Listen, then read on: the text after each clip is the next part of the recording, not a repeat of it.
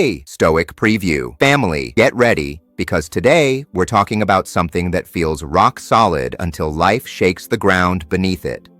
Loyalty. Most people never test the people around them. They assume kindness is commitment, shared memories are unbreakable bonds, and a loud crowd means a real crew. But Stoicism teaches us something completely different. You don't know who's real until reality applies pressure. Not when things are easy and you're winning and the spotlight's on you, but when that light fades, your strength slips, and you go silent. That's when loyalty either leans in or walks away. The hard truth: a lot of people you call friend are just passengers on your ride. They're orbiting you because it's convenient. And when that convenience disappears, so do they. The Stoics weren't interested in appearances. They were obsessed with essence, with truth, with testing what holds when everything else breaks. So today, we're diving deep into the 5 loyalty tests that reveal exactly who's real and who's just wearing a mask. If you're done building your life on shaky ground, you know what to do. Smash that subscribe button right now. This is for you, for the version of you that wants truth over comfort, strength over illusion, and clarity over chaos. Let's walk this path together, deliberate, unshaken, and free. The first loyalty test: the quiet observer. Ever notice what happens when you stop clapping for people? When you go quiet, not in anger, but simply to observe, the entire room feels different. The energy shifts. You start to see who was there for you and who was just there for the echo of your applause. We don't want to believe people are only interested in what we offer, right? It's comforting to think everyone's motives are pure, but the Stoics built their lives on clarity, not assumptions. They believed illusion is the most dangerous kind of comfort. Marcus Aurelius wrote, "The happiness of your life depends upon the quality of your thoughts." And if your thoughts are clouded by the fantasy that everyone around you is real, you're handing pieces of your peace to people who wouldn't flinch if you fell. This is where the first loyalty test begins. It's not dramatic. You don't need to confront anyone. Just take a breath. Stop being the one who always reaches out first. Stop hyping them up or constantly inviting them in. Just take back the spotlight, not out of bitterness, but because it's time to see clearly. You'll notice something fast. The ones who were with you for the right reasons won't flinch. If anything, they'll notice your silence and check in with a simple, "Hey, you've been quiet. How are you?" But others? They'll vanish. Or worse, they'll get passive-aggressive, creating distance without explanation. You'll realize they were never clapping for you. They were clapping for how being near you made them look or feel. The Stoics would argue that the best time to measure loyalty is not in abundance, but in absence. Seneca said, "A friend is someone who supports you when you're no longer useful to them." Think about that. When you're no longer useful, not exciting, not influential, not entertaining, just human, are they still there? The reaction to your silence tells you more than 100 conversations ever could. Some will withdraw because the spotlight was the only thing anchoring the relationship. Once it's gone, they have no reason to stay. That might sting, but it's a gift. Because now you're not guessing. You're watching the answers unfold right in front of you. All you had to do was stop performing and start observing.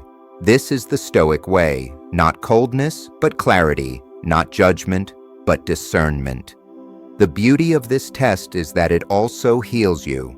You start to reclaim the energy you've poured into people without receiving the same presence in return. The silence doesn't just expose others. It returns your focus and sharpens your inner world. That's where the Stoics lived, in the strength of the self. This week, try it. Don't announce it. Don't explain it. Just pull back. Let the reactions speak. And when they do, don't get emotional. Get clear. You might lose people, but you're not losing anything that was real. You're just watching illusions dissolve, and that's what healing looks like. The second loyalty test: when you talk about your growth. There's something powerful about talking openly about change, especially the kind that shakes up your life. A big move, a new job, starting something risky. The moment you speak it into existence, the air changes. You can feel it. People get quiet. Some shift in their chairs. Others try to act supportive but can't hide the hesitation behind their eyes. It's in those subtle reactions, the long pause, the nervous chuckle, the "are you sure?" that the truth starts to surface. And if you're paying attention, you'll realize something crucial. Most people don't fear your failure. They fear your growth. Because if you change too much, you might just leave them behind. The Stoics believed in facing truth without flinching. Epictetus said, "It is impossible for a person to begin to learn what he thinks he already knows." Many people think they know what's best for you. So the second you suggest a bold move, their advice isn't about your well-being. It's about their discomfort. It's their own fear of change cloaked in concern. You say, "I'm thinking of quitting my job to launch my own thing," and suddenly their tone shifts. It's not that easy. What if it doesn't work? On the surface, it sounds like wisdom, but underneath, it's resistance because your change threatens their comfort. This is the second loyalty test. It's about speaking your truth and seeing who's emotionally mature enough to support it, not just tolerate it. You're not asking for permission. You're declaring your direction. Some people will cheer because they love the person walking the path. Others, they'll try to anchor you to what feels safe and familiar. But the Stoics would tell you, familiarity is not always your friend. It's often the rope keeping you tied to the version of yourself you're supposed to outgrow. Carl Jung said, "The privilege of a lifetime is to become who you truly are. But that means leaving behind the expectations others have placed on you. And not everyone is ready to lose their favorite version of you." They don't say, "Don't grow." They say, "It's risky." But the message is the same. Stay where I'm comfortable. When someone's truly loyal, their first instinct is to support you, even if they don't fully understand what you're chasing. They want to see you win, even if your victory changes the dynamic. They don't need you to stay small for them to feel big. Seneca wrote, "Associate with people who are likely to improve you." And that means being around people who aren't just okay with your evolution. They encourage it. Part of growth is shedding relationships that can't survive your expansion. A lot of people mask their insecurity as love. Your growth threatens their identity, not always out of jealousy, but sometimes out of fear of losing relevance. And this is where you have to make a choice. Do you dim your vision to protect their comfort? Or do you walk forward and let their discomfort reveal what the relationship was truly made of? Don't get angry. Get clear. Now you're not walking blind. You're walking aware. Marcus Aurelius wrote, "If it is not right, do not do it. If it is not true, do not say it." So say what's true for you, and let the reactions teach you what's true about others. This test will hurt a little, but your job is to grow, to rise, to evolve. And those who are truly loyal, they'll rise with you, even if it costs them comfort. The third loyalty test, when you go silent. Sometimes the clearest signal comes from silence. Not cold, dramatic silence, but a pause. A quiet moment to pull back from the noise, the updates, and just breathe. In a world that moves fast and speaks louder than it listens, silence is powerful. When you go quiet, not to disappear but to observe, you begin to see things differently. You realize some relationships only survive when you're present and giving. The moment you stop broadcasting your life, the real dynamics show. Going silent isn't about cutting people off.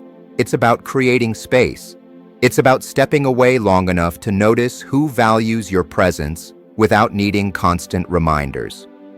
The Stoics believed in stepping back from chaos to reconnect with reason. Marcus Aurelius wrote, "Nowhere you can go is more peaceful, more free of interruptions than your own soul." Silence is that retreat. It's how you return to your center. We often confuse attention for affection. Just because someone responds to a message doesn't mean they care. Just because they laugh at your jokes doesn't mean they see you. The question is, who notices your absence? Not just your activity? When you go silent for a day or two, who reaches out? Who checks in? Not because you posted something dramatic, but simply because your presence shifted. These people feel your absence because they're tuned in. That kind of loyalty is rare. It's quiet and consistent. Carl Jung once said, "Loneliness does not come from having no people around you, but from being unable to communicate the things that seem important to you." And sometimes silence is the only way to truly listen to yourself and others. But here's the hard part. When you go quiet, you start seeing who was only clapping when you were dancing. You see who was engaged because you were entertaining, not because they were invested. It's a harsh but necessary truth. Stoicism isn't about avoiding discomfort. It's about facing reality with open eyes and a steady heart. Silence reveals how much noise you've been tolerating just to avoid being alone. This is where the test begins. In calm curiosity, step back for 48 hours. Don't post, don't comment. Just let the dust settle. Then take note. Who comes forward with intention? Who fades into the background? And most importantly, how do you feel in the quiet? Stronger, clearer, more grounded? This test isn't easy, but that's exactly why it's needed. Loyalty isn't measured by who shows up when it's convenient. It's measured by who shows up when you're no longer performing. The ones who pass this test, keep them close. They're rare. They don't need the show. They stay for the soul. The fourth loyalty test. When you show your vulnerability. There's a certain weight that comes with always being seen as the strong one. People admire your resilience, but strength without a space to rest becomes a performance. The moment you stop performing, when you finally say, "I'm tired," or "I don't know what I'm doing," the crowd thins out. The support you once had starts to feel conditional. This isn't because you did something wrong, it's because you crossed into a space that makes people uncomfortable. Vulnerability. The Stoics never told us to hide weakness. They told us to understand it. Seneca wrote, "Difficulties strengthen the mind as labor does the body." This includes emotional difficulty. The fourth loyalty test isn't about creating drama. It's about being honest. Let someone see you in a moment of doubt. Say, "I don't have it all figured out right now," and watch how they respond. Do they move closer, offer support, and show understanding? Or do they subtly distance themselves, change the subject, or go quiet altogether? The reaction tells you everything, because not everyone is equipped to handle your humanity.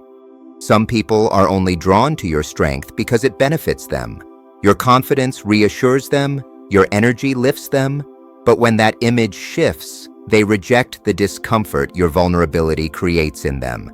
Nothing brings people closer to their own soul than witnessing someone else being real. Vulnerability isn't about volume, it's about sincerity. It can be as simple as saying, "Lately I've been off my game." The real ones, they lean in, they listen. They don't try to fix you or make it about themselves. They just hold space. That's loyalty, not just clapping when you're winning, but sitting quietly beside you when you're not sure where you're going. A relationship that can't handle your low moments isn't built to withstand life's storms. Better to know now than later. This test helps you too by testing your own inner safety. Can you share your truth without judging yourself? There's a quiet power in vulnerability. It says, "This is me right now, unfiltered, unpolished, still worthy."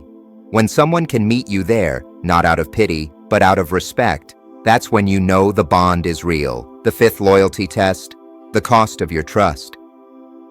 Sometimes the clearest truths about people come from what they choose, not cue to do. When there's no pressure, no performance, no audience, that's when someone's true character steps into the room. One of the hardest things to accept is that the people closest to you will eventually be offered a moment where choosing themselves comes at your expense.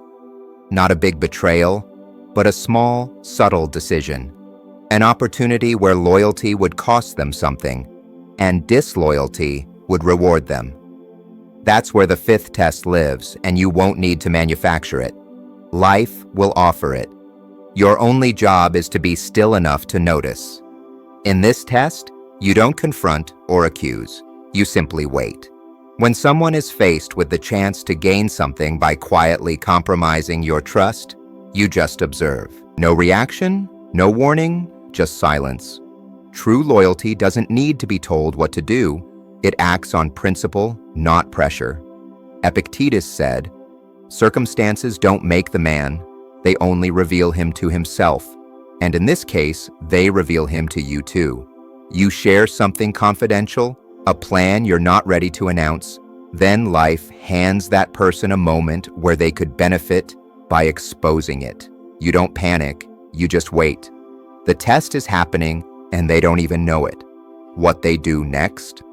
That's the answer to a question you didn't have to ask out loud. The ones who fail often do so without malice. They justify it. It was just business. I didn't think it would matter. But underneath is a simple truth. They prioritized their own gain over your trust. In that moment, the mask slips. You see the relationship for what it truly is, not evil, just conditional. Seneca said, "Loyalty is the holiest good in the human heart." But loyalty only means something when it's inconvenient, when there's something to lose. When it costs time, opportunity, or influence and someone still chooses it, that's when you know it's real. Until then, everything else is just a performance. So don't force this test. Just live. Life will present enough chances naturally. You'll share something vulnerable, and someone will have the option to protect it or exploit it. You'll rely on someone's discretion, and they'll have the option to honor it or trade it for approval. That's the test. And the beautiful thing is, you won't have to say a word. Just watch. This test also teaches you about values, not the ones people say they have, but the ones they live by. It's easy to talk about integrity when there's no pressure, but when a small betrayal could bring a big benefit, that's when values become visible. Don't argue with people about what loyalty means. Watch their actions. You'll know. Loyalty isn't loud, it's quiet. It shows up in what people don't do, what they don't say, what they don't take, what they don't expose, even when they could. This test may cost you some connections. It might show you someone you trusted isn't as solid as you thought. And that's okay. You're not losing someone. You're removing distortion. You're replacing hope with knowledge. This test also asks something of you. Are you loyal when it costs you something? When no one's watching and the easy road tempts you to put yourself first, do you stay solid? Yes, this test exposes others, but it also builds you. It sharpens your awareness and reminds you to become the kind of person you wish others would be for you. Those who pass this test, even quietly, carry a weight that others don't. You begin to see the difference between someone who's near you and someone who's asked for clocks you. And that shift changes how you move. You become more selective, more present with the few who've proven themselves. Loyalty isn't proven in comfort. It's revealed in quiet, subtle moments when no one's watching. The real ones won't flinch, won't fade, and won't fold. They'll stand with you in silence, in uncertainty, in truth. And once you find them, you never move the same again. If this resonated with you, I want to hear about it. Like this video, share it with someone who needs to hear these truths, and comment below with which test you're most ready to face. And don't forget to subscribe to Stoic Preview so you don't miss the next video that goes even deeper into the mindset that protects your peace and sharpens your path. Your growth matters here.